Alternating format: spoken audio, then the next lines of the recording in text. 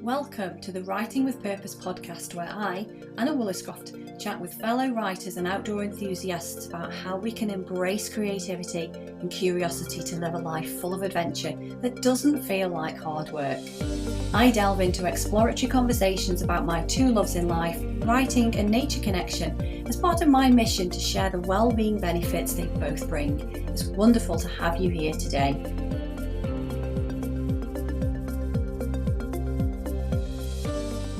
In this episode of the Writing with Purpose podcast, I have the privilege of chatting with Daniel Aubrey, author of crime novel Dark Island. We talk about the journey of becoming an author, the publishing landscape, where to find inspiration, and the power of journaling.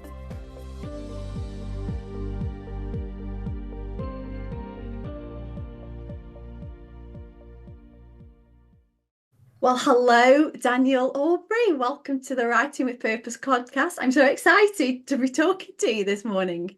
Hi there, thank you very much. No, it's lovely to be here. Brilliant. So you live in Moffat in South Scotland. Did I say that right? Yeah, that's right. Yeah. You are brilliant. But you're originally from Cheshire, Staffordshire, so my local area. That's right. Yeah. I grew up, as I said, in sort of Alsager, Kidsgrove, that kind of area. So yeah. Yeah. So for anybody listening, this is local talent.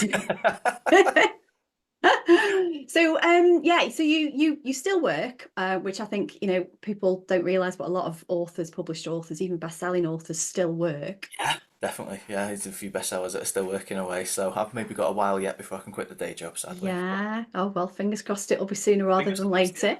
Yeah, because you are making it big, and you're on the long list for the Saltire Society Scotland. You've been shortlisted for your debut novel, which is for Bloody Scotland, and for the Old Peculiar Harrogate McDermid Award. So yeah, you are set for big things, it seems. I mean, I don't know about that, but yeah, it's definitely going better than I had anticipated. I don't think I had sort of any expectations coming into it, but getting on a shortlist would have been fantastic. Getting on a couple and a long list as well. And the Saltire Award is for all fiction in Scotland as well, not just crime fiction. So that was a surprise, shall we say. So yeah, it's certainly going quite well. Brilliant. Well, congratulations. We'll come to your debut novel shortly, and I'll read out the back for people, because I've finished reading this a couple of weeks ago and I was hooked. And we were talking before, there's a lot of things that kind of happened, some of these twists that I was not expecting. So it was a really, really good read. But if I do, actually, let me just say that we first met, or sort of I first came across you because you were a visiting author at the local library, and you gave a talk. It was a packed out talk, actually. It was really good. That was a really good crowd. I was blown away by that. Yeah, and I just thought, oh, I wonder if you'll be interested in coming on the podcast. So just to sideline there for people, is just go for it and ask questions. Absolutely, yes. Why not? Yeah. Definitely. So if I could just ask you, Daniel, where did your author journey start, and what part did reading and writing play in your childhood? So how did you kind of come to be, yes, I'm going to write, and you wrote your debut novel? Yeah, I don't know if it was like a conscious choice. I mean, I always wrote as a kid, even as well. I found that when there were stories that I liked or was interested in, I kind of wanted to do that too. I wanted to replicate it, not that I wanted to copy, but it's something I wanted to do. I I don't think I was a massive reader as a kid. I was kind of more into films, I think. So stories were still a big part of it. I was diagnosed a couple of years ago with ADHD, and I think that might have played into it. Like, I don't have the attention span when I was a kid for books. I needed that sort of like immediate, instant gratification of films. And I remember I can't believe I'm going to admit to this, but I was really into the Police Academy films as a little kid. Oh, yeah. And I started writing these American cop stories, and obviously they were just ridiculous. But then You're showing your age there, Daniel. I really am. I really am. I was going to say the Police Academy ones were ridiculous as well, so it was probably on a par, to be fair. But yeah, I just love that, just sort of like making up stories and sort of escaping into another world, I guess. And Yeah, and that's just always stayed with me. Writing's always been a thing I've loved. I became a journalist. I was a translator as well, so it's always been sort of like part of my professional life. Um, but actually, sort of taking it seriously, it wasn't until maybe um, yeah, 8 years ago. It was when my granddad died, and I'd had this story sort of rattling around my head for ages. This idea of a person that sort of time traveled through their memories. And my granddad had had dementia before he died. And I don't know if anybody's ever sort of met anybody with Alzheimer's or any form of dementia. It can be quite strange how they'll be talking and seem perfectly lucid, and then in the next moment there'll be some other place, some other time, as if it's real to them. And so I sort of started writing that story, I guess, as kind of almost like a bit of therapy, I suppose, a Yeah. way of sort of like coping with the grief. Um, and basically with anything I do, any hobby I start, it's going to go all the way. Like I never started, and then I think, oh, I'll just tinker at this. Like, as soon as I sat down and started writing, it's like, oh yeah, I'll get published. Why not? So yeah, so I'd written that story, and I started showing it to. Actually did a course, an online course, a self-edit course, and that was the first time I shared it with people outside of sort of like immediate family and friends, and the reaction was positive. So that was me. That was it then. That was stuff I was encouraged. Yeah. Um, and it just kind of went from there, yeah. Yeah. Oh, it sounds like you had the right sort of headspace for it as well. You got into it, you enjoyed it, you thought, yeah, I can do this. You were quite Yeah. determined to get to Well, that it was. end stage. Yeah, it wasn't even a kind of I can do this. It's very strange. I don't know. As I said, I've got ADHD. I've been diagnosed autistic as well, and a feature of both those things is having, I think what they call it is special interests. So sometimes we'll get really fixated on a topic or an activity or something like that, and I do, and I switch and I'll flip, and every time I get into something, like I say, that's it. I was into acting as a kid. I was going to go to Hollywood, not because Yeah. I believed I could, but just because, well, why would you? That's clearly Yeah. the end goal. So it was the same with writing. I got into it. I started writing. I was like, oh yeah, I'll publish a book. Very naive, and then you sort of start to find out what the steps of it are. Um, but yeah, I just kind of unquestioningly just sort of kept going, quite stubbornly, I suppose. Um, that book that I wrote, that first one after my granddad died, because I'd had that positive feedback, I went to a writing festival and took it to a couple of agents there. There was the opportunity to sort of sit down and get feedback from them. And because I'd had that positive feedback, I sort of went expecting, thinking, oh, this could be good. I was really excited. Sat down with the first agent, and she was sort of like, "Is it is it all written like this?" And I was like, "Oh yeah, yeah." Okay. I think it was good. Oh yeah, it is. And she was like, okay. And sort of Okay. started telling me why maybe it Oops. shouldn't be. Yeah, but you know what? That was actually really helpful because then I sat down with the second one and she said the same things. So they gave me some really good feedback. So from that, I went away, tried to rewrite that book with the feedback, couldn't, but I had another idea for another story. So I just kept writing. So I wrote another book based on that feedback, and that was the one that got me signed with an agent. Mm. So yeah, I just, like I said, just stubbornly, blindly, just kept going until. Yeah. I think you have to keep going, don't you? You have to kind of think, yeah, there's something here, and just finding perhaps the right outlet for it, but maybe the shape of it as well. Yeah, yeah. Yeah. Yeah, that's it. I think when it comes to publishing, it's about, it's so subjective. It is just about finding the people who know what it is that you're trying to do and understand the story and believe in it as much as you do, or more than you do in a lot of cases. Um, Sorry, my dog's just arrived. I've just seen a little tail wagging, yeah. Yeah, yeah, good timing. So yeah, so I just, yeah, you just, that's it. You just keep going, and that was essentially my journey. I started. I'd always written, and it was something that I just loved doing. So I just kept doing it, I guess, and here we are. Which Yeah. does really simplify it, make it sound, I'm oversimplifying it obviously, and it makes it sound easy, but it wasn't.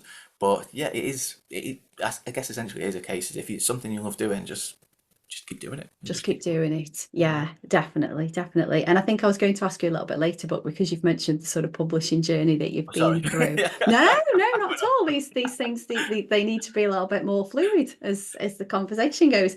So you obviously published. down the traditional route. Did you ever Mhm. consider self-publishing, or because I know I'm on quite a few email lists, Yeah, and there's a couple of writing organisations that I'm a member of their community, and quite often these agent opportunities come up, yeah, and some of them you can book a slot when you go to a festival, some you sort of pay for slots with people, but yeah. I was going to do that when I'm a little bit more into my writing journey, to get some really constructive feedback from If people I that would recommend it, know yeah. what they're doing. So yeah, was that Yeah. always something that you thought, yes, I'm going to Again, do no, this? it wasn't. Yeah, it wasn't. I didn't really have it that planned out, which was is probably going to be a theme that crops up a lot while we're talking today. I just yeah, but I think when I'd written the story, and I suppose it was like the next question was, okay, so now what? What do you do? And that's when I did the online course. And that was run by a company that's now called Jericho Writers, and they offer Oh these. yeah. Hmm. Yeah, you've maybe heard of them. Yeah, they offer sort of the agent thing. In fact, I think they ran the festival as well that I went to in York, which I think is now in London. I think it Um, is. Yeah, it's a yeah, summer festival, isn't it? From that's the one. memory, I Yeah, I think think. that's what it's Yeah. called, Summer Festival of Writing now. Mm, Um, and well, and on that course, obviously I met other people that were writing, and before then it had just been me sort of sitting on my own, just writing away. I didn't know any other writers, didn't know anybody else that did this. I wasn't telling anybody that I was doing it. But I met other people through this course, and one in particular we became quite good friends. And she'd sent her book off to an agent and started getting some good feedback from them. And so yeah, that's when I sort of started looking, okay, so what is the next step? And at that point, um, everything I was seeing was about the traditional route, sort of like get an agent, get a publisher, go that way. But through through the friend that made it was Nima Shah, who's got a great book out. She did get signed by the agent. She got signed by a publisher. Her excellent. book Cololo Hill is out there now. There's a little pitch. Um, and through her, we met lots of other writers as well, and who were sort of on a similar journey. And over the years, slowly but surely, all of us have wound up getting agents, getting published, but all in different ways. There's like Mm, no one way of doing this anymore. There's people who are published traditionally but don't have an agent. There's people who've self-published. My girlfriend, in fact, is traditionally published but has then self-published her second book mm, because publishing is very much about things fitting neatly into boxes. And your second book has to follow your first book in a certain way. She writes historical fiction, so if you write historical fiction, it has to be very close in time period. Each book you can't just right. start writing Mm, different times and all the rest of it. But I think now self-publishing, there's so many more options for writers. It gives us that opportunity to sort of go, okay, right, if you don't agree with this, because like I said, it is so subjective. If you don't agree with this and you don't think this is the right book, then there's another way of me doing it. So yeah. So for me personally, it wasn't something that I considered, but not because I didn't want to go down that route. It was because it never even occurred to me. I just yeah. simply followed that path of sort of like looking for an agent. Um, and I was really quite lucky, as I said, that I got that agent with that second book that I wrote. And then from then, obviously, it was just a case of looking for a publisher the traditional way as well through them. So, but it's not something I'd rule out. I know there are authors who sort of have deals for their hard copies of the books, but then self-publish the ebooks and things like that. There's Mm. just so many different ways of doing it now. Yeah, Yeah, and I think with there being so much online, and there's so many platforms that are built almost as though you can do it yourself, it makes it a lot more accessible it and definitely easier. And, does. and I suppose the self-publishing route, one of the benefits of that is it's quicker if you know what you're doing. I suppose you don't have to wait to fit into one of those boxes that you were talking about. Yeah, yeah, that's it. You've got more freedom to sort because obviously publishing as an industry follows trends, and there's they must have a way of doing it of them sort of like knowing what kind of books will sell. They've got a lot of data, obviously, that drives this. But I don't think it's that. I don't think things work the way that they used to, and I think social media is a big part of that. If a Yeah, book gets picked up by somebody on TikTok, then that's it. You just have to look at the growth of romantasy at the minute, which is these sort of like fantasy books with that romantic element to it, or spicy element in some cases, and that's all blown up because of TikTok. But I don't think publishing was quite aware of that, and so a lot of mm, self-published authors have sort of been very successful in that space. So yeah, I think it's very complex, and there's definitely not one right way of doing it. And self-publishing is definitely no less um, of a route than trad publishing. It's just a different option as far as I Just can. an option. Yeah. Yeah, And I think, yeah, probably the advice there is to just do a bit of research and see what feels what works for best, you? fits best with what you want. Yeah, yeah. I Yeah. think I think there's still some self-published authors still struggle a little bit to get into bookshops. But that's a bookshop thing, that they obviously buy from wholesalers, and so getting your books into a bookshop can be tricky. But you mentioned our shortlist for the Buddy Scotland debut awards. Obviously, there were 5 fantastic books on that list. The one that won, Alan Gore, he was self-published.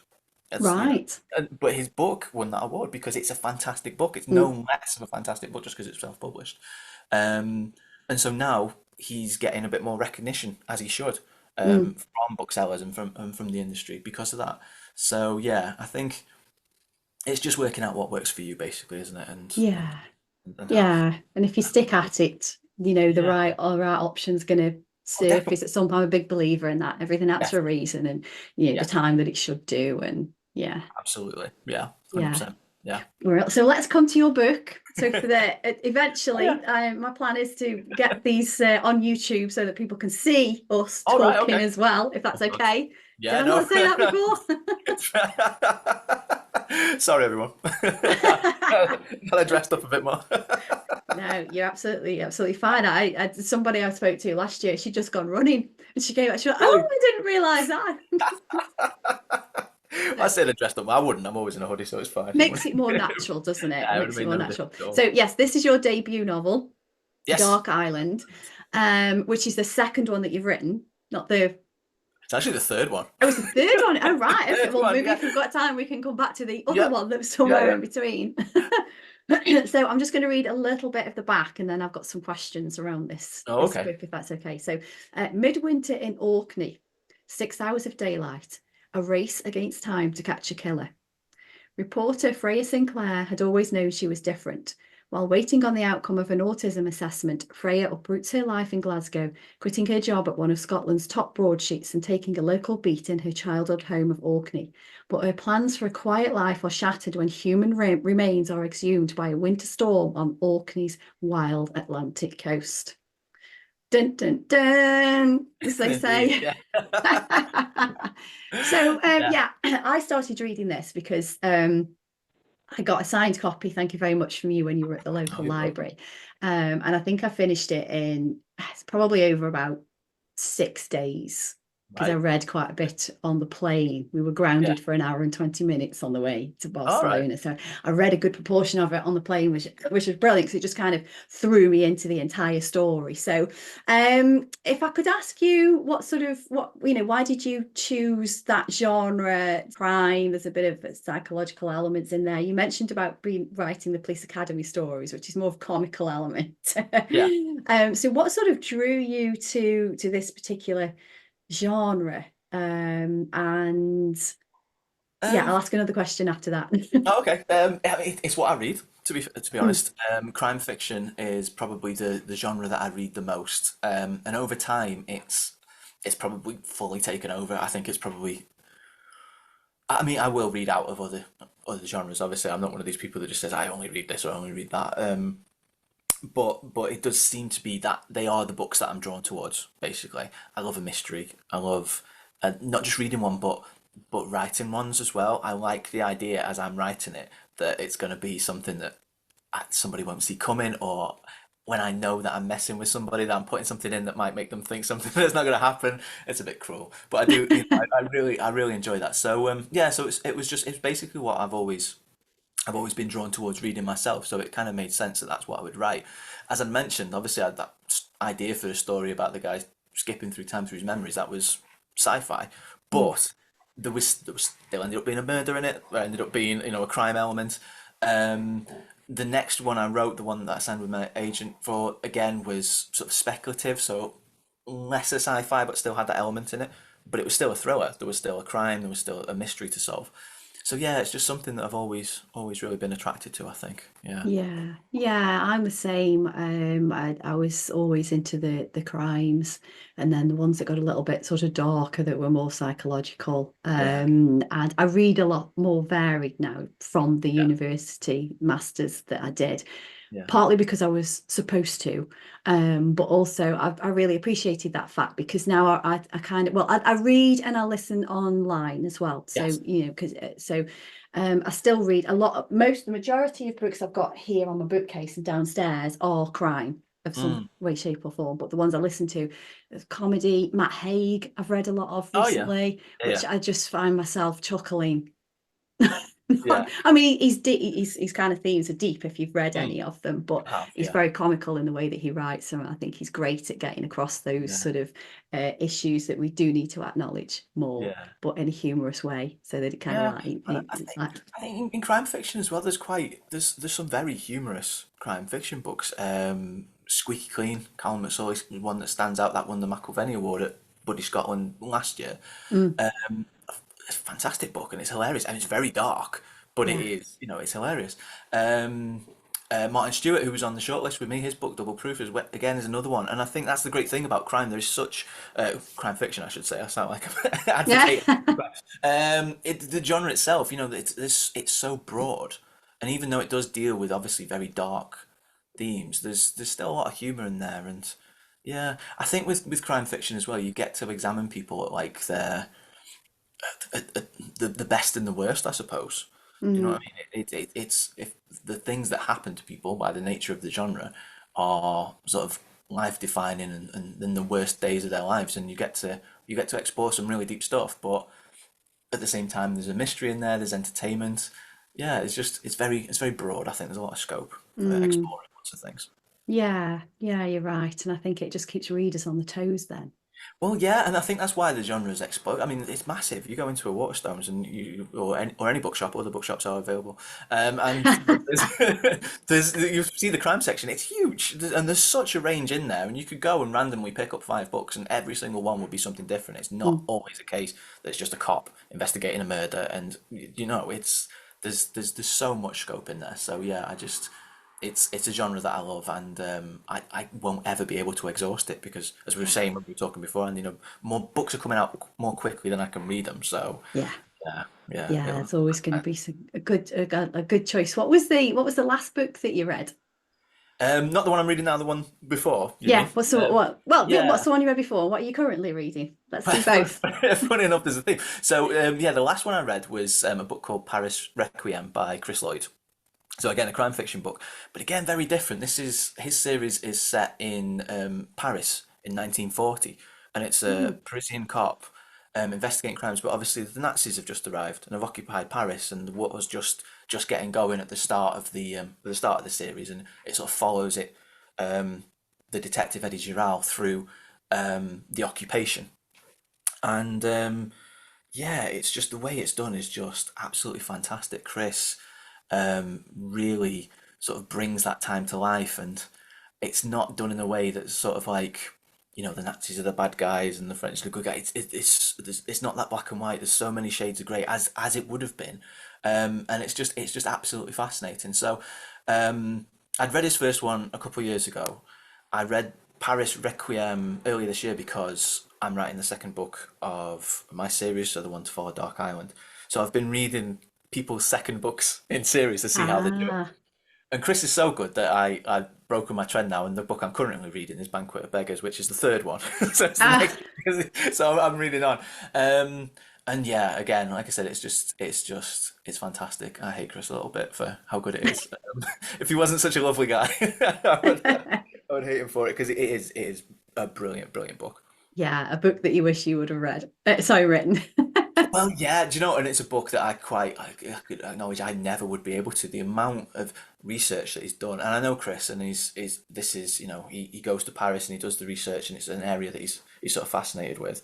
But it all comes across, and it's sort of a masterclass of like how much research do you put into a book? How do you make it Yeah, natural? Because he's done it perfectly.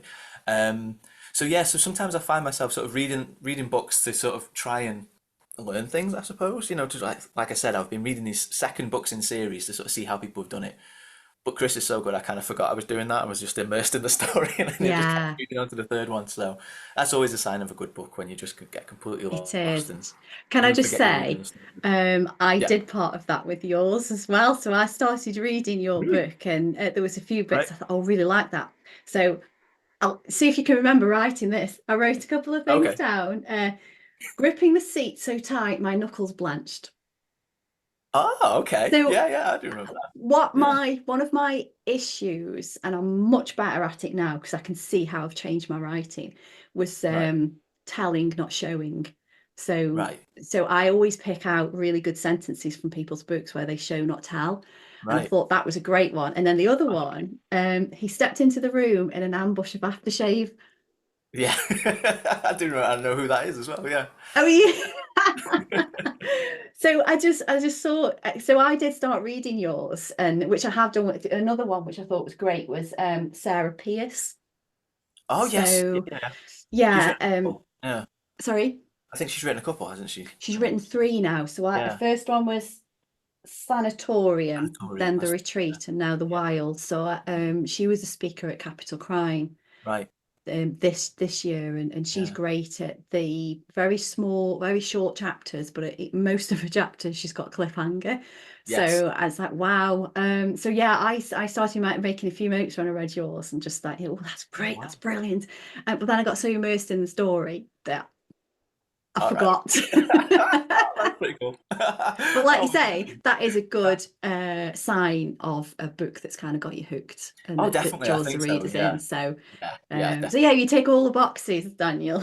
Oh, good. Oh, that's lovely. That's so weird though, because obviously when you're writing it, you're just writing, and it's a story in your head. And I've never even thought of somebody that might like read it and go, "Oh, that's a good sentence," and I know that down. Yeah, because I do that all the time. Mm. With other writers. So that's quite a nice compliment. Thank you very much. No, you're very welcome. You're very welcome. So, would you? Because one of the questions I wanted to ask you was where you find Mm. your inspiration from. So it sounds Yeah. as though what I'm hearing is that you get inspired by other writers as well in similar genres with other stories. Oh, definitely. So yeah, Yeah. where do you draw your inspiration from? Yeah, I mean, one of the things I heard very early on, I think it might have even been on that first course I did, the self-edit course, was you've got to read to write. It's very hard to be a writer if you're not a reader because you do you like you've done there. You'll read something and you'll go, oh, I quite like that, and you sort of like want to emulate it. So yeah, definitely get inspiration from that, from reading books and thinking I want to create this feeling in someone. I want to be able to do this as well. That's definitely a big part of it for me. Um, but yeah, just I don't know. Well, funnily enough, very fitting in with the theme of this podcast, I think being out and about in nature really inspires me. Going to places, traveling. Traveling's a huge one for me. I think when I go, I want to, and I don't know if it's like wanting to continue the journey once I get home or something, or like have that connection to that place still. But yeah, traveling to places really inspires me to want to write and set stories there, and Yeah. and yeah, and just I suppose, like I said, just to continue to be there for a bit. Um, that second story that I mentioned, the one that I signed with my agent with, um, I set that in Heidelberg in Germany. And I'd just been there to the Christmas market, and it was the Oh, opening scene is at nice. the Christmas market, and there's this thing, and yeah, and it sort of like travels across Europe, and that's one of the things I love doing is sort of going on road trips and traveling to sort of like places across the continent. Um, and so yeah, so coming back from that, I was fired up. I'd had this idea of a story and of this sort of this crime that happened and this thing that would take place. But that in itself isn't enough. Having the setting as well, then sort of like really fires me up to write. And that's what happened with Dark Island. Like it was being in Orkney, it was going there and it was seeing it, and I just yeah, it's strange. Every time I go there, I seem to think of another place to hide a body, which sounds terrible. But it's definitely, just being in that landscape, it just gives you sort of like so many ideas for yeah, wanting to replicate it, wanting to just write and be there in your mind, I suppose, when you can't be there physically.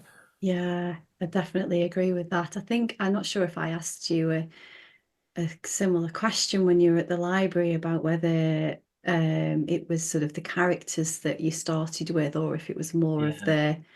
the Yeah, place, yeah, yeah, the where you've been with your travels. But yeah, I think it just opens up it kind of expands your mind a little bit, doesn't it, when you do traveling, definitely, and it definitely just, does. Yeah, yeah. I feel like they're sort of like two separate ingredients, and it's only when you can bring them together that it really sort of starts to take shape. And yeah, the characters are kind of there, and you've got ideas of people that you can write about and stories that you can tell. But for me, it's not until I I know where it's set that it sort of like ignites, if you like, and then yeah, you. And it was like that with Dark Island. I'd been to Orkney a couple of times anyway, but then there was one particular visit, and I was at Bay of Scale where this one starts, and yeah, I just imagined Freya stood there looking across the bay, the crime scene happening around Scarabray, and the opening line as well actually came to me then as well, which was pretty good. So yeah, but it needed, I think, without having gone there and been in that setting and standing there and smelling the sea air and hearing the birds and everything else, it would have. I don't think it would have sort of like clicked for me quite as. yeah. So definitely getting out and about and visiting places and traveling. That's huge, huge inspiration for me. Yeah, because I think when you were talking there, and you're visually seeing things, you're smelling things, you're hearing things, you Yeah, can bring all of those things into the story, can't you? All of the senses, and just make it more real for yeah, people. I think that's part of the beauty of that showing, not telling, because people can really, they relate to certain things, or if they don't relate to it, they might have an opinion on something, or yeah, a yeah. perception of something, and it just brings it to life a lot more. Yeah, I think so. Yeah, I mean, again, reading is very subjective as well. So I know everybody's different, but I like the details to be sort of like quite light, I suppose, just a little bit. I don't want a lot of description of what a place looks like. I like to sort of build a picture in my head as well. Mm. But definitely, I think if it helps me as a writer anyway, if I've been there to be able to do that, to write that subtly and just to give those little descriptions. It's usually a place I haven't been that I will over describe because I suppose I'm describing it for myself or trying to like Yeah, create a picture for myself, if you know what I mean. yeah, that makes a So lot of sense. yeah, so definitely getting out and about and traveling. I mean, it's all just an excuse for me to go up to Orkney. To be fair, to just keep going back. I'll keep claiming that it's that's the reason why I need to go. But no, it does. I do think it helps to yeah, to like I said, to get out and travel and to just experience new places. Because obviously, the more experiences you've got as a writer, then the more you've got to bring to the story. Oh, most definitely, yeah. And the more accurate you can be if you are doing Yeah, something like, bringing in the historic element there, and you're wanting something to be factually correct, even though it's in a yeah, fictional setting, then I yeah, think, yeah, all of that just helps you yeah. to, build more of a life. I'd say life, like, we're talking about crimes and things here, It's part of it, yeah. It's making it more authentic. I mean, like going back to Chris's book, as I said, I know he goes to Paris a lot. I mean, there are so many books and so many films and documentaries and so many resources about the Second World War and the occupation of France and everything else. There's a lot of research you can do from your own home. But he goes and he walks those streets and goes into the cafes and do you know what I mean? And knows what the sunlight looks like off the Seine at a certain time of day. That kind of thing. yeah. They're the kind of things that will bring a book to life, I suppose. And yeah, by traveling and doing those things, it not only does it give you that information to put into the book, but for me, it motivates me. I want to write about it. I want to capture that feeling that I Mm. had being there and writing and writing that afterwards sort of like helps me do that, I guess. Yeah, you want to share that piece of beauty that you've Yeah, seen, or with, exactly. It's like taking yeah. a photograph. Do you know what I mean? Or something like that. Or somebody who paints a picture. This is our way, I suppose, of expressing it and of sharing it. Yeah, that's a really good Mm. way of describing it. Yeah, It's it is. exactly. And I think when you mentioned before, earlier on in childhood, you watched a lot of films. Yeah, I think the difference between watching the films and reading the book is exactly what you've just said about, building it in your own imagination, yeah, and, creating what I think it's it must switch on more in your brain when you read than when you kind of watch a movie, because you just sort yes, of you're thrown into this movie. It's a little bit more like you're just watching it um from a distance, whereas a yeah, book, sometimes I feel as though I'm completely submerged in it, and I am the protagonist, or I am there yeah, with them at their side, yeah, supporting them in whatever's exactly. Yeah. happening. Yeah, you can be in that space with them, and you can be sort of like hearing the same sounds and the smells. That all of that is sort of like brought to life, I think, through Yeah, through a book, which you maybe don't get the same with a film. It's just different medium, isn't it? But for me, Mm. yeah, it was always writing, and yeah, I think the challenge of creating that picture in somebody else's head is a hard thing to do. Um, but yeah, yeah, that's yeah, traveling and getting out into nature and trying to sort of like replicate that is definitely a big part of it for me. Yeah, yeah, I'm definitely with you on that. Nature for me is a Yeah, big influence, and I find that I kind of I get in flow quicker when I'm outside. So yeah, it might just be sitting in the back garden on a sunny day, or it might be for sort of the day job. Oh, I'm not quite sure how to approach this project, so I'll sure. walk outside just to get my own body moving, to get my Oh, mind moving yes, as well. absolutely. Yeah, there's that side to it. Yeah, as well, just actually being out and moving. I mean, just yesterday, I came up with an idea for how to end the second book, and I've been waiting. That there's been something missing with that second book for so long, and I think yesterday, I think I worked it out. But it was because I was out on a dog walk, and Mm, whenever if you sat at your desk and you're trying to write, so it just doesn't help, doesn't work. But if you get up, go out, go for a walk, get out into nature, it does something. I can't yeah, I don't know enough about neuroscience to be able to explain it, but definitely walking around with these dogs certainly helps. Even though you don't yeah. mention any lines to me, do you? Or help me with any? No. Maybe there's a subliminal element there, and an There is when extra they just stare EFT, at well, not you. Yeah, EFT, what is it? Extra sensory perception, ESP, or something like that. The could dogs are be, giving you the could ideas. be. Yeah, they do seem to listen to me when I'm rambling on at them about my book. So Yeah, whether they're transmitting something back, who yeah, knows? credit Who Maggie, knows? You might be more deeply connected to the animal kingdom than you think. possibly. Yeah, it's no, I love that, because looking at your Instagram profile is very similar to mine. There's a lot of nature Yeah, images on there, from when you've gone out and about. I don't have a dog, but I do a lot of trail running.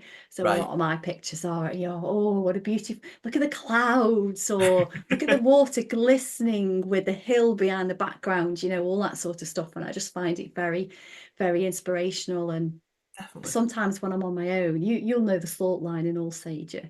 I do. Yes, I Yeah. do. Yeah, yeah. So quite often I done a big event a couple of weeks ago. So that was part of my quite lengthy training Right. route that I used to Okay. do. And there's a part where you go under the M6, isn't there, towards the Yes. end of it. And Uh-huh. there's a fence. And then I always think I get loads of ideas when I go under that stretch, because it's a Okay. little bit hidden. And I Yeah. think, who could be behind there? What breadcrumbs has somebody perhaps has gone missing left This there? is it. Yeah. And This is it. yeah, This is exactly it. Yeah, and that's kind of what. Oh, excuse me. That's kind of what happened with me in Orkney. Like, just sort of thinking, what in Orkney, lots of things are exhumed. There's lots of archaeological sites and lots of things found, and that was the kind of thing I was thinking. Like, what if there was something buried and something sort of like was uncovered? What could it be? What would be there? And why was it there in the first place? And that's it. Yeah, they go into these places. It sort of like fires these. Or maybe I'm just a bit weird that I keep thinking about bodies being buried in places. Either way, it's paying off, so it's fine. But yeah, it does. It fires off your imagination, doesn't it? And sort of just yeah, gets you sort of it thinking a little does. bit differently. I think. Yeah. Yeah, you mentioned archaeology there, and I think in your book, I think there's something that you mentioned there about Freya wanting to be an archaeologist, or Yeah. is Well, does that come from you? Were you interested in that? Is it just out it of comes it interest? comes from what I mentioned before about sort of. I know it's a trait of being autistic that you sort of like you get these really intense interests, and when you get them, that's it. Like, this is the last thing I'm ever going to be interested in. I'm going to take it all the way to the thing, and then 2 weeks later, obviously, it's something else. So yeah, so I wanted that to be sort of like part of her character. But yeah, archaeology was one of the things I was going to do at some point. Astronomy was another. That's why I'm Spaceman Dan on social media because I was doing an astronomy degree at the time. Yeah, it's just flicked through many different things, and Yeah, yeah, so I wanted that to be part of sort of like her character as well. But no, it's just such a big thing in Orkney, and that first line about nothing stays buried forever. It's mm, because it just doesn't. Like, things are coming out of the ground all the time in Orkney. But it was being there and seeing that sort of made me think, It'll be interesting if, yeah, Yeah, where can you take that? And listing is. that's the start of so many different storylines, isn't Yeah, it? yeah, yeah, yeah, yeah, yeah. Yeah, yeah. It's funny. I wanted to be an archaeologist when I was younger as well. I All loved right. Indiana Jones. Yeah. I also still now every so often I have a little Google and see what sites are out there that you can book a day trip on, and go with Oh your yeah. little brush and your dusting Yeah, yeah, yeah. materials and see what you can uncover. Well, I did a master's degree in Orkney and Shetland studies because this is part of just me. I just keep doing different different degrees for each Yeah, one. if you could And make a living out of learning, that'd be you. oh, I'd be rich by now. Yeah, Yeah, I'd be. me too. Yeah, instead I'm broke because I spend it all on courses. But yeah, the archaeology was part of that, but sort of like from an academic sort of side of it, we didn't actually get to go out on site, which was a shame. But yeah, it was fascinating. But I don't think I'd have the patience to sit and I've been to the sites like the Ness of Brodgar, and you can see them sort of like actually doing the digs there, and it's so painstaking and how slowly they have to go in the detail. I could, nah, not a chance. I just Yeah. I'd be wanting to dig it up. It was maybe not the career for me. Yeah, I think it depends on what it is for me. I know my dad upsells quite a lot of furniture. And All right. a few years ago, when I moved back up to this area, I used to help him out with painting a few bits and bobs. And I do get a little bit into that sort of thing. And I am a perfectionist. I try not to Yeah, be, because, it's not so helpful sometimes. I remember he said to me, Mum, at one point, she's taking too long with this. And I'm bad. like, I just want to do a good job. Gotta do it right. Yeah, no, that makes sense. Yeah, yeah, yeah. So that, yeah, I was going to ask you, just sort of reeling back slightly, who do you write for first? Oh, hey, that's a good question. Yeah, me, definitely me. And I think that's why I will admit it's been quite hard writing this second book. Though talking to other friends of mine that have published as well, this seems to be a common thing, and my agent Ella keeps telling me as well. It's a common thing with book two. It's hard, and I think it's because of that, because you don't feel like you're writing for you anymore. Right, Uh, yeah. it's a strange thing writing a book that you know will be on a bookshelf, like for sure. Because this is the first time I've had that experience. Obviously, when I wrote Dark Island, I wrote it. I hoped, but I didn't know. So yeah, the first draft has to be for me. It's a story Mm, that I want to tell and the things that I find interesting. mm. Um, and then usually my agent looks at it and goes, okay, right, can you cut that down a bit? Like the first draft of Dark Island, it was very long. It was far too long, because I was just waxing lyrical about Orkney, and I was just going Yeah, off on one about it because that was for me. So yeah, so I think the first one has to be for you. I think when I did the self-edit course, I remember them talking about it there as well. And I'm sure they said, write the first draft for you, the second draft for a reader, and the third draft for an agent or editor or oh, something like okay, that, which I thought was quite an interesting way that's of looking interesting. at it. Yeah. But yeah, first and foremost is for me. What do I want to? Because if you're telling a story that you're not interested in, then it's not gonna, nobody else Mm. is gonna be interested in it. Basically, I don't think. So yeah, the first one's always for me, and then it's a case of thinking, right, okay, now thinking about the genre, thinking about the kind of things that that people that your ideal reader, I suppose, whoever that might be, would be picking this up. What kind of things would they be looking for? That sort of like comes later, I think. Yeah, Yeah. yeah, and I think you almost having a look at that, a kind of bird's eye view at it almost, so you're not, Yeah, take yeah, yourself away from it a little bit yeah, and view it from other people's and fresh yeah. eyes. I'm really lucky that I mean writing feels like it's quite a solitary thing when you start out. It is very solitary. It's just you and you're just writing the book for you. But I think as you progress with it in terms of getting published, more and more people become involved, depending on the route you take, obviously. But I'm lucky enough now that I've worked with my agent for long enough that I can kind of hear her voice in the back of my head when I'm writing Yeah. certain things, and sort of saying, "Nah, nah, you can't get away with it," because she does not let me get away with anything. With like, if there's one person that knows a bit of information and the other person doesn't, and they're not telling each other, she'd be like, "Why? Why would they not tell each other? You're only holding that back just for dramatic effect. Stop it!" And so I can hear that now in the back of my head, so I don't do things like that. So yeah, but first of all, it's got to be for you. I think, yeah, something that Yeah. you enjoy, something that you want the story you want to tell. Yeah, yeah.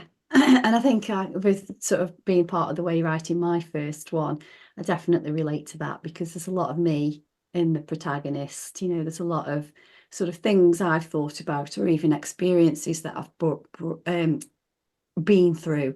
And I Yeah. like the fact that, so for me, when I did the masters, I was introduced to the autofiction concept that I'd never heard about before. Okay. So I always thought if you bring any of yourself into writing, then it's a Mm. memoir or it's a biography. Right. So the autofiction sort of says, well, you can use part of yourself as source, but then you just embellish it basically, and it can be a bit more fantastical or Well, whatever. yeah, that's Dark Island. I mean, that was it for me. There's a lot of me in Freya, because when I started writing it, I'd just been referred for my autism diagnosis. I didn't know if I was or I wasn't, so I was in the same position that Freya's in, where she's sort of waiting and doesn't know, and is sort of going through all those kind of questions of, well, what if I am? What does that mean? What if I'm not? What does, I'm back at square one with no explanation for the way I feel and the way I experience the world. So I was going through all that, and yeah, putting that into the book. And again, I suppose in the first draft there was a lot more of that, of her sort of having these kind of existential crises, because again it was partly me sort of like figuring it out, I suppose. But then as you write through subsequent drafts, then you have to think more about readers, about genre, about that kind of stuff. And obviously, with it being a crime book, it needs to be more fast paced. Mm. I need to cut some of that stuff down. Um, but yeah, I think for me, the best books are the ones where there's quite a bit of the author in them, because Yeah. that brings authenticity. If it's something that you've got that personal experience of, then I think you're gonna be able to sort of like explain it better, put other people in that position as well, and yeah, it makes for a more engaging story. I feel. I don't know Yeah. if I achieved that myself with this one, but I hope so. But yeah, there was definitely a huge part of me in Freya. Yeah, yeah, you have achieved that. I Oh, think good, thank it's, you. the emotional side, you can bring more to it from from an emotional point of view and how that sort of Yeah, felt from the characters. And yeah, like you say, the authenticity of that, things have actually happened, either experienced by the self or, visually you've seen something happen between, yeah, yeah. an environment or other people or whatever that might be. I think the key is just not making it too obvious in Yes, yeah, certain senses. yeah, yeah. Exactly. No, there still needs to be that distance, and I think.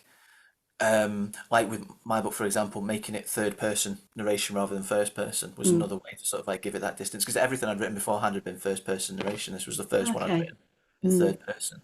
Um, so yeah, you're right. Obviously, it's great when people bring a lot of themselves to the story, but it still has to be. It's fiction. It's not a memoir. Yeah. There still has to be that sort of Yeah. like distance there. Yeah, Still some boundaries. definitely, definitely. Yes. Yeah. So, what advice would you give to aspiring authors? We've talked a lot actually about the publishing side of things and the inspiration Yeah. side of things, and just keeping going. But is there any sort of anything that you've perhaps been through, or something that you would say, question that perhaps crops up, or conversations you've had with other authors that this would be good advice? Yeah, I do genuinely think that just keep going. Well, the first thing to do is remember it's meant to be fun. Write for fun in the first Yeah. instance, because that's why we all start doing it. And if it's not fun anymore, then it's probably not for you. But yeah, make sure it stays fun. That's the first thing. But do just keep going. I remember going to one event with an author, and he said the difference between a published writer and an unpublished writer is the published writer didn't give up. Mm. And I remember thinking, that's all right for you to say, as someone who's published. But now, now I'm sitting here with a book out. It is true, because I've known people who have stopped and who have given up and have decided, oh, I can't or whatever.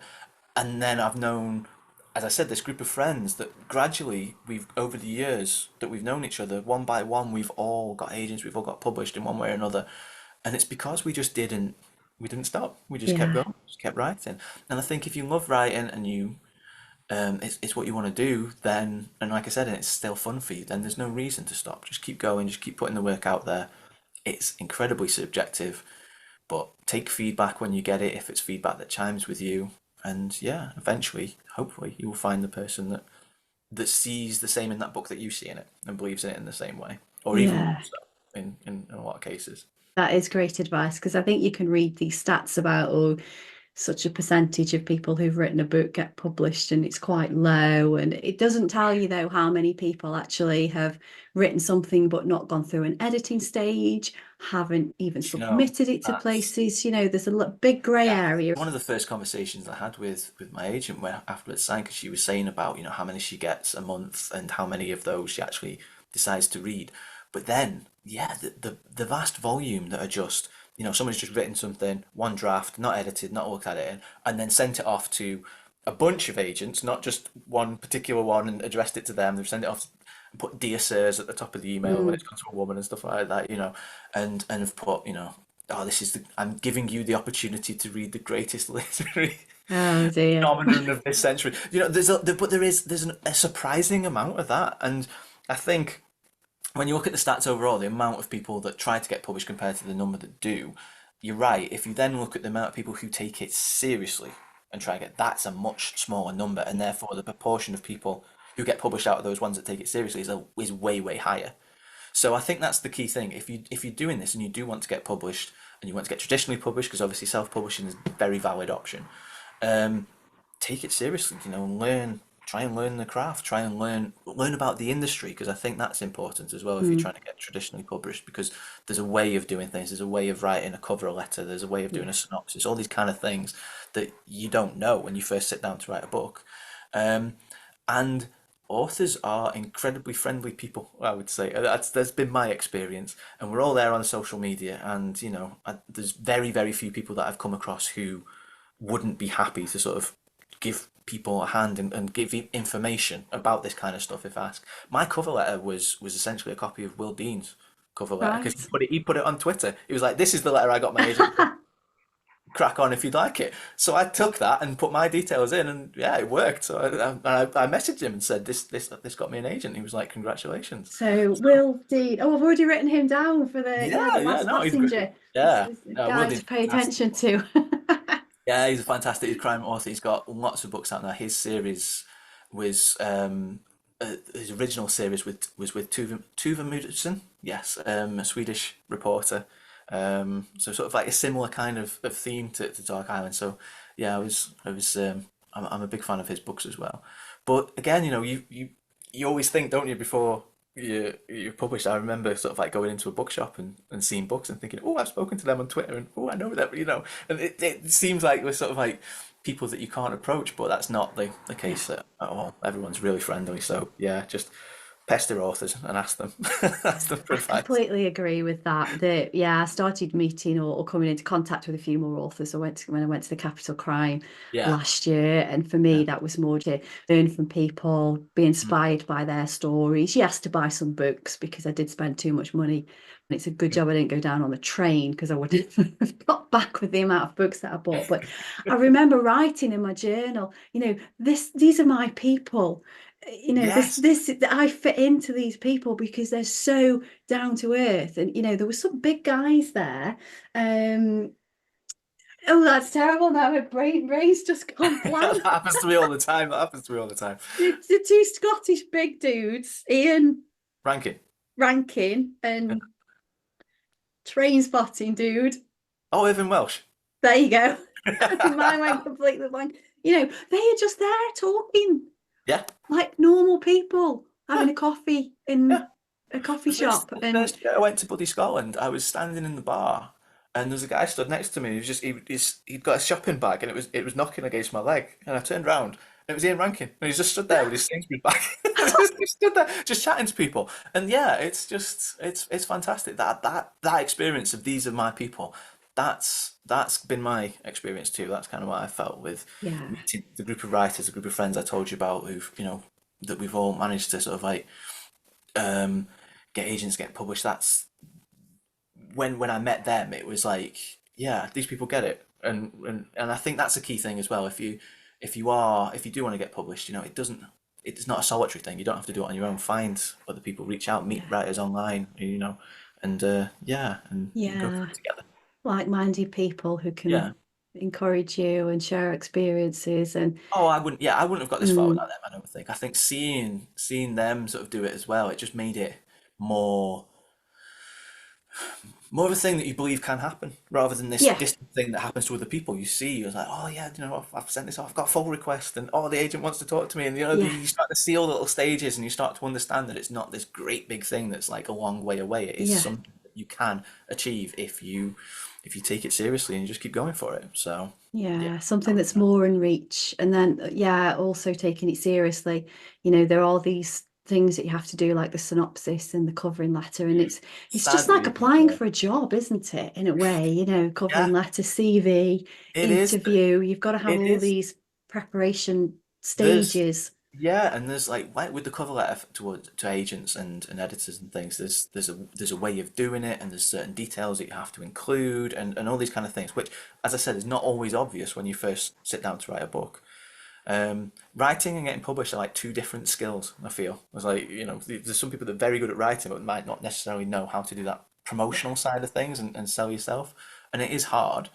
I think a lot of us are introverts by nature. If that's, if we're drawn to a hobby where you sit down and write on your own, On away your from other own. people, yeah. So that is hard, but yeah, I think finding out about these things and just meeting other people and who are involved in it as well, taking it seriously is a big step.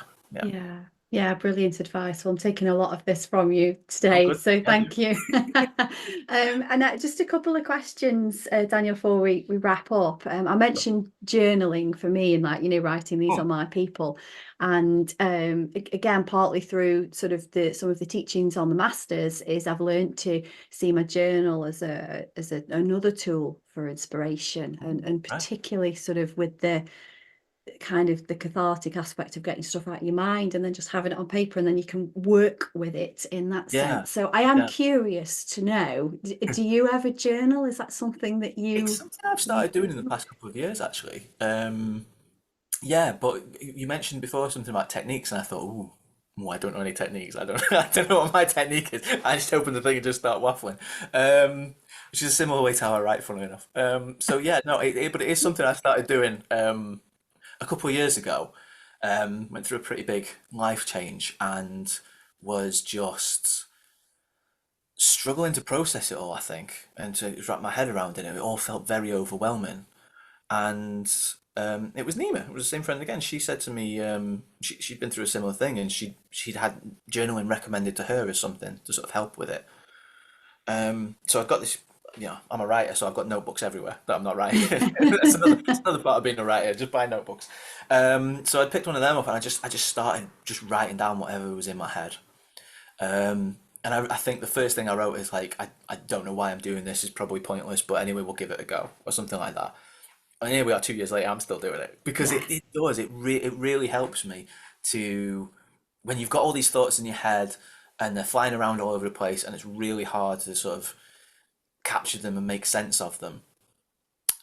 It helps me to do that, to put it down in sort of like a structured way and to actually look at it, I suppose, objectively as well, to give Mm. yourself that bit of distance from it so it doesn't feel quite as severe, quite as overwhelming. Um, it Another feature of being autistic is not really being able to process emotions very well in the sense of knowing what the emotion is. So sometimes I will feel energy, I suppose, or feel something, but I don't know. Am I angry? Am I sad? Am I really happy about something? I don't know what this is. So writing it down again and journaling it and writing about it kind of helps me make sense of that as well and sort of like get a handle on the emotion of it. So yeah, it's definitely something that I've got into over the past couple of years. I couldn't, like I said, I couldn't tell you a technique. I don't know if I'm doing it right or wrong or what. I don't suppose there is a right or wrong. I'm No. just winging it. But I would say it is something that's really really helpful to me now and really important to me. Yeah, yeah, Yeah. Yeah, that's good to hear. And yeah, no, there is no right or wrong. There's a lot of different techniques and it's just finding something that works for right. people. I love free writing and I don't do it so much anymore, but writing first thing in the morning and just sort of emptying all those random things that are in your head. That'll be the one then. Yeah, free. It's usually towards the end of the day I'll do it. I sort of like just everything that's happened and just Yeah, drop it all down and try and make sense of it. yeah. But I I think find, that's the sort of the powerful part is the making sense of it and looking back yeah, over it and having that sort of reflection and giving it that distance that you talked about. Because yeah, without that, it's almost a bit of a pointless exercise. Because yes, well, no, I shouldn't say that because it's been beneficial in the fact that you've emptied your head, but then what was in your head, it helps to have that distance and that reflection Yeah, piece involved, yeah. because then you can make sense of something, and you sort of, if you're able to do that regularly or semi-regularly, you can not note the themes or recurring patterns or things that you can That's get curious yeah. about, and then that's kind of the powerful bit for me, I think. That's really yeah. That's a really good point actually because now I've been doing this for sort of like a couple of years. There've been times when I don't know, I've again felt really overwhelmed or really sad about something, but I've been able to go and I'll be writing it down in a journal and think this feels familiar, and I'll be able to go back and see another time when I'd had the same thing, and it kind of reminds you of like, well, yeah, you've been here before and it was fine, and you got over it, and you Yeah. you dealt with it, and this is what happened. And you read a few pages on, and all this good stuff had come, and it's like, okay, yeah, I suppose it helps to give you that perspective as well, which I wouldn't necessarily have if I hadn't got the journal there to sort of give me that. So, so no, I'm hooked. I'm in now. Yeah, it's it's definitely something I will keep doing. Yeah, I do think it's very very helpful to me. Mm.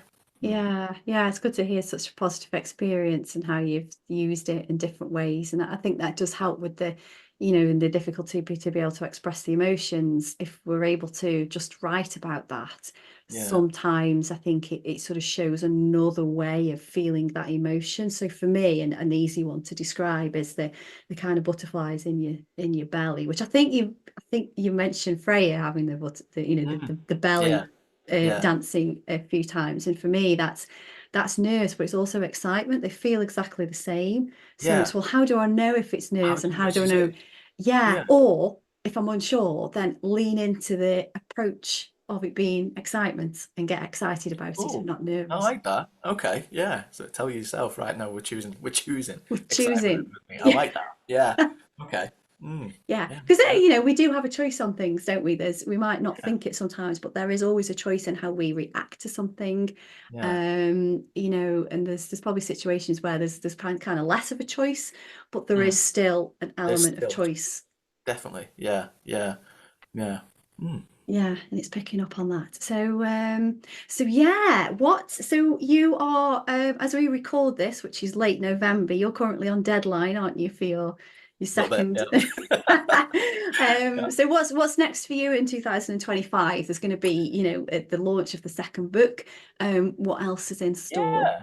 That's probably the big thing. I mean, obviously, I'm still going to be promoting Dark Island. It's lovely that it seems to have found an audience, which is great. And I've had a few people ask me to do a few more events that I'll be doing in early 2025.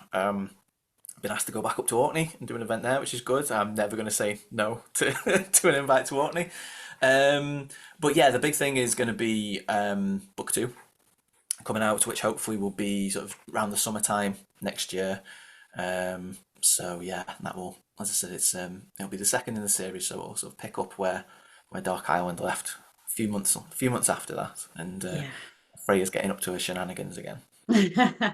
Brilliant. Well, I won't ask you to explain too much about the plot or anything like that. So I, just I can't just yet because it will probably change a great deal between now and what actually ends up on the shelf. So yeah, I'm not just being sort of like purposefully yeah, elusive. It's got a way to go yet. Let's yeah. get there. I'm excited. But I think anybody that reads Dark Island is definitely going to be waiting for the second one to land anyway. So yeah, that's something to look forward to. And so you're on Instagram, you're on Twitter. So if you can just let people know how to reach you, how to connect with you. Yeah. Instagram and Threads is Daniel Aubrey 13, so you can find me there. And on Blue Sky now is Spaceman Dan 13. Ooh, what's Blue Sky? It's like the alternative to Twitter. Okay. I I've realised I called it Twitter. It's not Twitter anymore, is it Oh, either? it It's will forever X. be Twitter. We're not calling it X. Okay. I'm All not right. anyway. It'll forever be Twitter to me. But I've not been on there in the past couple of weeks. I don't really go there much anymore. I think quite a few people have sort of abandoned it over the past couple of weeks. Yeah, I Um, wonder why. Anyway, yeah, sorry, yeah, carry on. for reasons that, that most people will be aware of. So yeah, I mean, I'm still on there, but I don't really go on much. But mostly on Instagram now, which is nice because that's the one with all the pictures on and everything. I mostly just use social media to put pictures of my dogs on anyway. So I may as well just be on that one. So yeah, Instagram's probably the best place to keep up with us. Yeah. Great. And I think Instagram as well, you keep your feed quite up to date with where you're going to be speaking as well, any events that you've got. So that's a good place for Oh people yeah, to. yeah. I will batter people with that information on there for sure. I mean, it's yeah, I'm a bit quiet on there at the minute because just because of how much writing I'm doing. But yeah, Mm, trying to keep on top of that. Yeah, I've not yeah. quite made it to TikTok yet. There's a few people sort of did braved that one, but I don't know if I I'm think on TikTok, oh yeah. but yeah, no, it's not for me. I was gonna say I feel like yeah, I don't know if everyone Yeah. sort of like teenager 20. I think that ship has sailed for me. I'd be like the parent at the party. I don't think it's like yeah. So Yeah, we no, go where we're most comfortable anyway, don't we? And exactly. again, Yeah. like we were talking about, the routes now for publishing books, there's a lot of choice where people can hang out and it's just finding what you like and, Oh where yeah. your people are and And yeah. there's loads of that on Instagram. There's loads of that on Threads. The Blue Sky, like I said, is like this. But I think it was created by the people that used to run Twitter. But Okay. there's a great writing community on there as well, and that's taken off. I've seen a lot of authors on there, a lot of indie writers, a lot of aspiring authors as well. So yeah, that's a good Yeah. one to check Have out. you got or are you ever going to have anything like a Substack or a Patreon? I know there's a few authors I follow that are on there because there's a subscription element, isn't there, with some of the It content that they put out is, and there. I feel like yeah, because obviously it used to be like the author website, but I think these things have kind of come in and taken over from that, haven't they? So it's something I've thought about, but I think at the minute I've been too busy either doing stuff for Dark Island or writing the second book that I've not really had the time to sit down and do it. But it's definitely something I might consider at some point. Hmm. I always feel nobody would be. I think who would sign up to that? Who would be interested in that? But then I see like, I've got people following me on Amazon. I'm like, oh, okay, maybe, Maybe maybe there there might. will be. Yeah, maybe there will be. So yeah, it's definitely something I would consider at some point. Yeah. Brilliant. Well, before we wrap up, is there anything else that you want to share? Anything that is kind of, No, I don't think so. I think kept too long enough. I'm just thank you very much for inviting me yeah. on. It's been lovely, and thank you very much for your kind words about the book. Like, you've made my day saying you've noted down some of it, Oh, some of you're the right. things I've written. But never There's a thought I few, would there's a do it. few So more things there as well, but yeah, maybe I can share those to you via an email or something. that's But lovely. don't want to make your head any bigger. Oh no, no chance of that. I hope. No, I think as we were saying before, a lot of authors are very kind of down to earth, and there's not a great deal that gets their egos inflated No, no, too which much. is So really nice about it because it's just yeah, we do it. yeah, We all do. We're all writers. We all write for the same reason, whether you're published or you're not. We all love telling stories. We yeah, all love reading stories. Just some of us have had our books published and put in shops, and some of us haven't yet. That's the only yeah. difference I could say. So yeah, Yeah, yet being the good word there. definitely. Yeah, but Yeah. it's been an absolute pleasure to talk to you. Thank you so I much. I've likewise. really enjoyed this conversation. We'll put all your social media links, copies to purchase the book and what have you in the show notes. Yeah. So if there's anything else link-wise that you want to share, then let me know and I'll add those into the show notes. Sure And thing. yeah, best of luck with writing book 2. Thanks. Yeah. It's on its way. It'll be awesome.